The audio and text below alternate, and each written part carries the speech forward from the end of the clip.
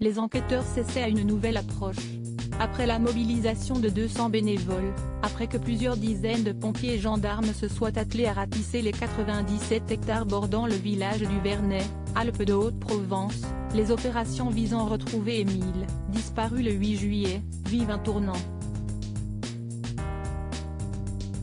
Les 80 gendarmes, et les 10 militaires de l'armée de terre restés sur place depuis le bouclage du périmètre, mis en place 48 heures après le début des fouilles, ont été priés de se retirer, d'après un reportage diffusé sur BFM Télévision ce vendredi 14 juillet.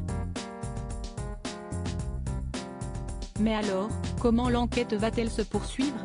Si depuis plusieurs jours, aucun nouvel élément n'a permis de retrouver le petit garçon de 2 ans et demi qui avait échappé à la surveillance de ses grands-parents, les investigations ne sont pas pour autant abandonnées. Et pour cause, une cellule de 25 personnes est désormais mobilisée, dans le but de donner un nouveau souffle à l'enquête. La chaîne d'information en continu a assuré grâce à une source que « tous les éléments recueillis vont être exploités et analysés ».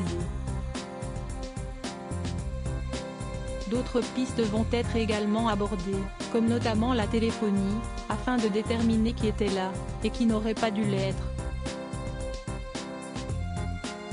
Aussi, l'appel à témoins lancé par la gendarmerie a reçu plus de 1500 appels, qui doivent désormais être analysés.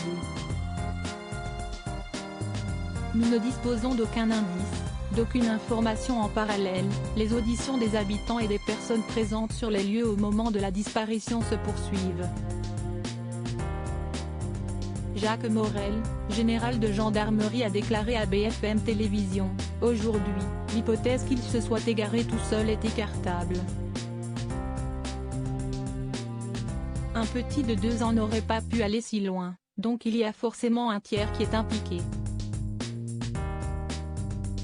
De son côté, Rémi Avon, le procureur de Digne-les-Bains a donné les raisons de ce changement de procédure lors d'une conférence de presse. « Nous ne disposons d'aucun indice, d'aucune information, d'aucun élément qui puisse nous aider à comprendre cette disparition.